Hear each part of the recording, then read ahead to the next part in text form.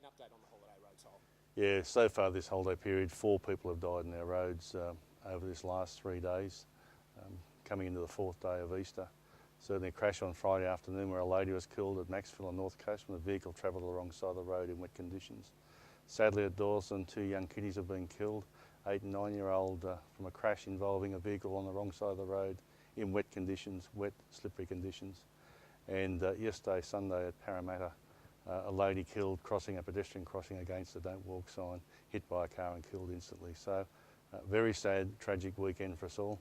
Our thoughts are with the families that have lost loved ones, but importantly, message to drivers about doing the right thing.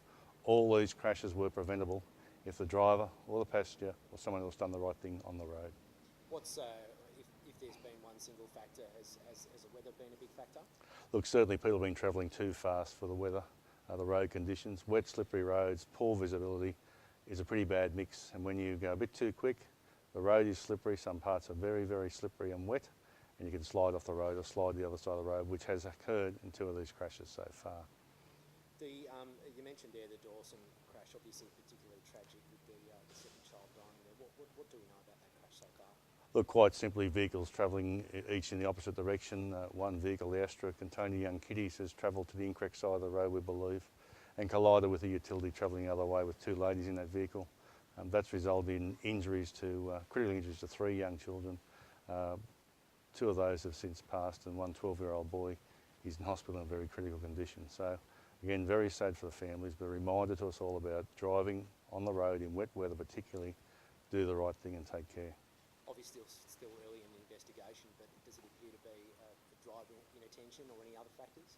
Look, we'll be looking at a combination of wet roads, poor visibility and maybe a little bit too much speed. Not actually speeding, but too much speed for the road conditions. So they're the factors we look at to start with and rule them in or out. Then we'll make further investigations. No indication at this stage of drugs or alcohol for the driver? No, there's not. These are mandatory testing in hospital and we get results in about 5 weeks' time. So these results will take time for all these crashes. But again, on our road so far this holiday period, 200,000 breath tests conducted, nearly 200 drivers caught drink driving, which is again disappointing in itself, 4,000 drivers caught speeding over this last 4-day period. So quite simply, drivers who don't do the right thing certainly can injure themselves or kill themselves or other people on our roads. There was an accident this morning involving a number of children. I think it was in Kingswood, if I'm not mistaken on that one.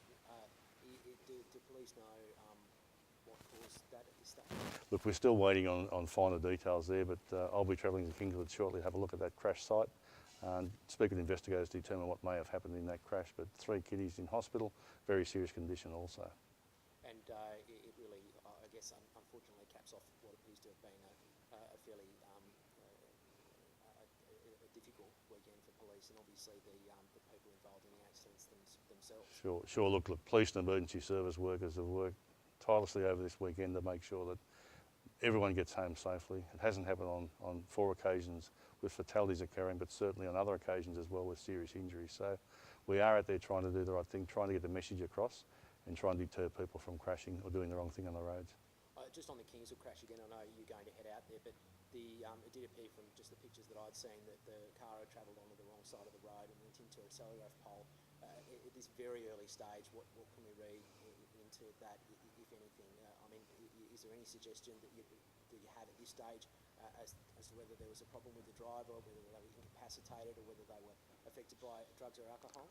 Look, certainly we'll be ruling things in and out as we go through the investigation, but obviously one is the mechanical condition of the vehicle, whether something broke on the steering, whether the tyres were right. Then we look at the driver, see whether they're impeded or speeding or doing something other wrong on the roadway, and look at the road conditions as well. So we go through a number of checks and steps and balances to make sure we work out exactly what's caused the crash, and certainly we are hoping that the young kiddies are okay and we'll resolve what's happened with the crash later. Do you know if the police have spoken to the driver yet? Look, at this stage I'm not sure of that either. Okay, was there anything else you wanted to add? Look, quite simply, with a very sad weekend for us this Easter, we don't repeat it today, so those driving home this evening and tomorrow, those on holidays coming back over the next week or 2, make sure you're very careful on the road, do the right thing, drive to survive.